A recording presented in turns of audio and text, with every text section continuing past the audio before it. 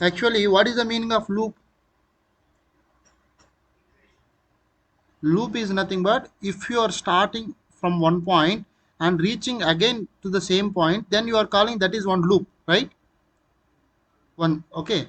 So here, what is the meaning of loops in our C program means, suppose if we want to execute a line of code, a single line of code for multiple times, let it be, suppose uh, I'm writing one simple function called printf hi. Okay. Now, if you write something like this, then how your console will be? It will your compiler will print hi on the console, right?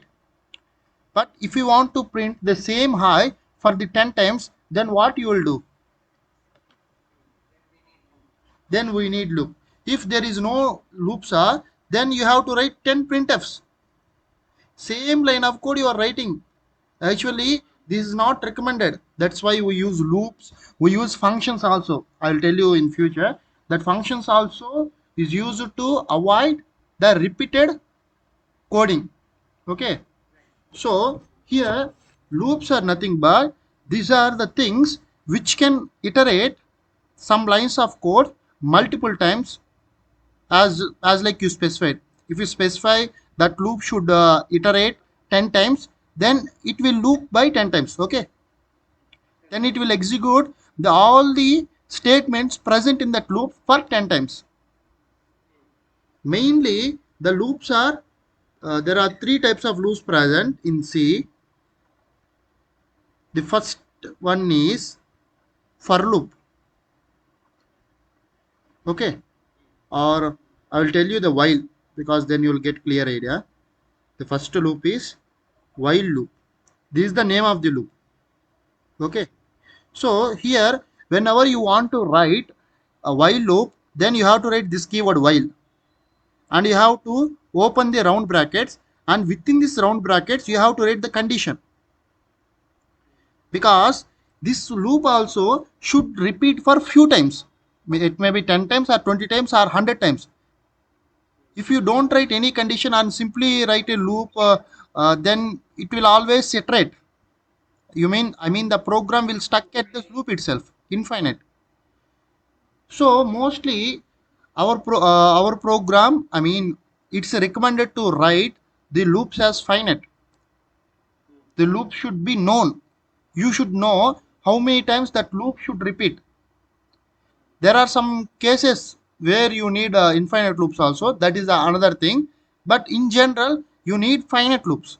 So you have to write a condition here. Whenever this condition is true, whenever this is true, then you have to write two flower brackets like this. You have to write your code here, your code, whatever you want to repeat. So whenever this particular condition is true, then this code will execute. Okay. Whenever this particular condition becomes fail, then we will terminate from this loop. Clear up to now? Now let me give you a simple example. Okay. Let it be. Now suppose I'm writing int a equal to 10. Okay. Now I am writing if a is greater than 0, then I'm repeating the loop.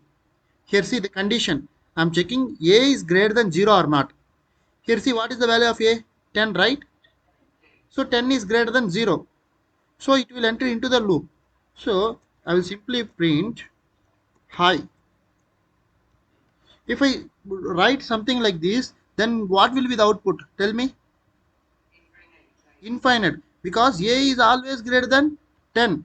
So instead of like this, if I write something like this, a minus minus, then see after printing hi, our a value is decrementing to 9. So at the next loop, a value will be 9. So 9 is greater than 0. True. Again it will print hi. And again a value will increment. So it will print around 10 times. Right? So let me run the code. See hi, hi, hi. So if you want to print every hi in the next line, you have to use the escape sequence called backslash n. Okay. See, high. Okay, this is the first kind of loop. The next loop is do while loop. Wait.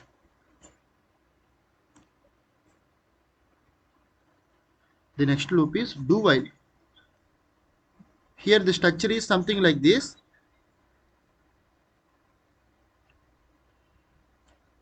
Here see, before previously we discussed about the while loops.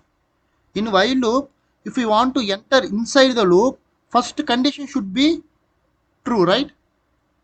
But here in the case of do while, first you no need to check the condition. See here, first I write something like something keyword like do. So whenever our compiler sees the do, it will enter inside the loop. Actually your code will be right here. Now after executing this code, it will check the condition here. Here you have to write condition inside the while loop. If this condition is true, then it will go back again to the code. Okay. And after executing this particular code, it will again come back to the while, and again it will check the condition. So what happens here? For the first time, it is not checking any condition because the code is executing. For the first time, it is directly coming to the do loop and executing this code. After executing this code for the first time, then it is checking the condition, right? So what happens here? Even though the condition is false, minimum it is executing for the one time, right? So this is called exit control loop. Why I am calling it as exit control loop means, previously in while loop you are controlling the execution of that loop at the entrance itself, right? But here at the exit you are checking. That's why you call it as an exit control loop. All right,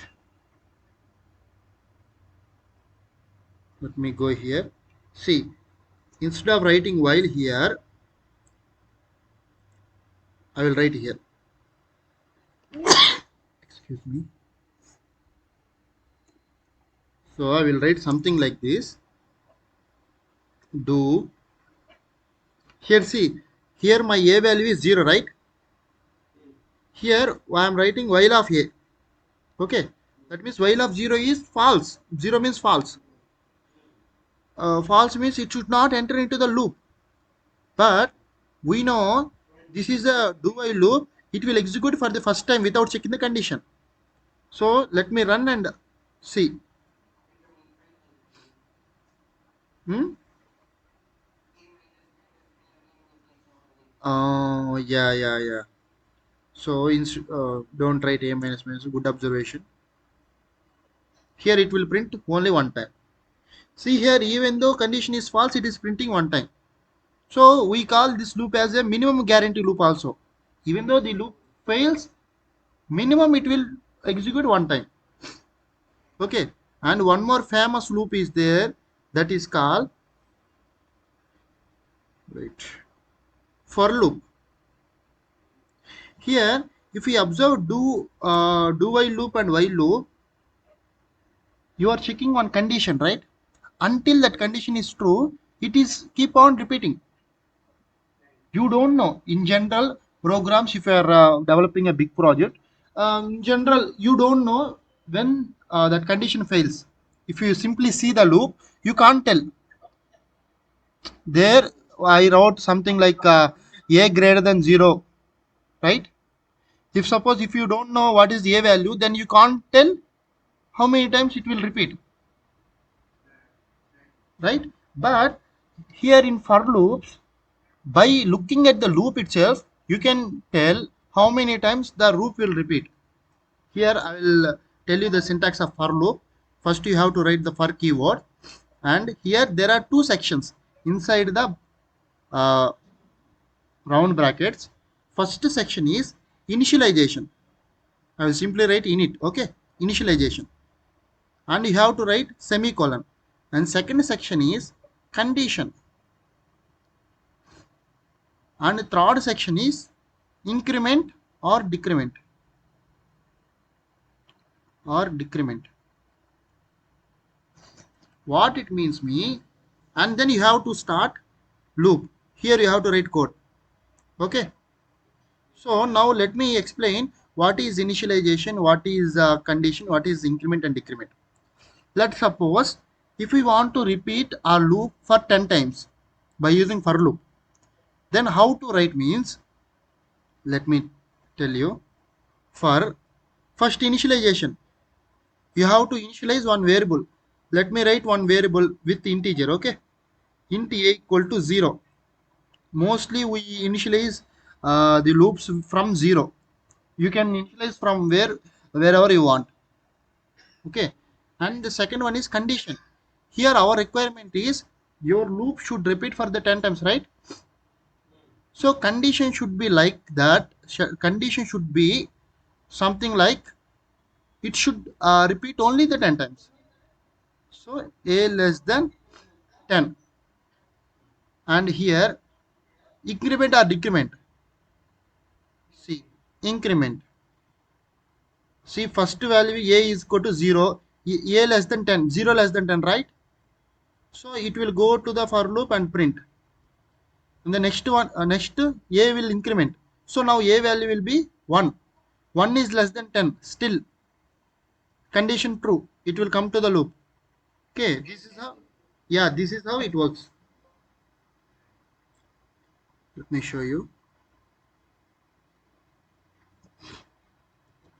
For here I already initialized a, so I am directly taking a equal to 0, a less than 10, a plus plus. You can even write a minus minus also. Okay, that thing also I will show you here. Let me write a printf.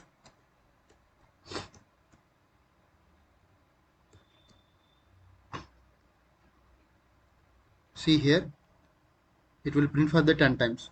Now instead of writing a as 0, now this is one more way. Let it be, I am initializing a as 10. Okay, and I am repeating, I am checking if a is greater than 0 or not. Okay,